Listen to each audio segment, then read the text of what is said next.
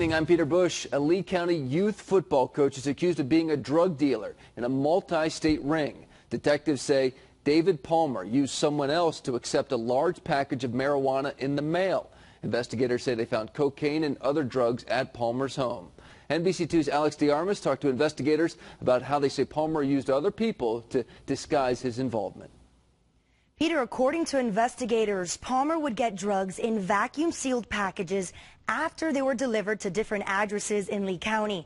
Deputies believe Palmer would pay the homeowner to sign for the package before turning it in over to him. All this while he was coaching a football team for 7- and 8-year-olds. To hear that, we were really surprised. The vice president of the Dunbar Rattlers says he did a background check on David Palmer. Really shocked as a board member. What they expected to get was a great football coach. He came on board, he did a great job coaching our U8 groups, and unfortunately he got himself in some trouble. Tonight, what they got, according to Lee County deputies, was a drug dealer. Deputies busted Palmer near this house in Lehigh Acres.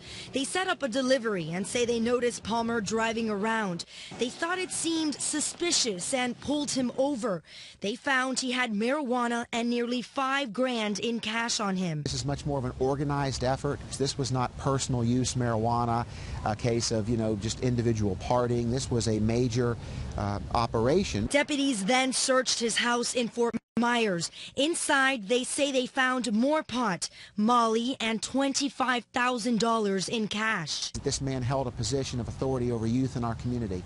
Unacceptable. We're not going to tolerate it. He's in jail where he belongs. We all have private lives, but for the 2 hours that we have a coach or a board member or a cheerleader or a football player, that's the only time we can influence him. So when he came to work, as I would say, he did a great job.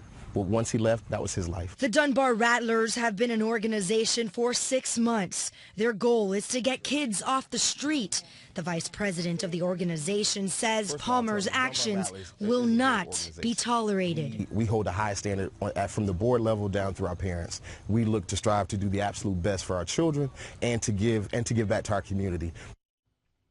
Palmer is no longer a coach for the Dunbar Rattlers. I talked to a parent of one of the boys on the team.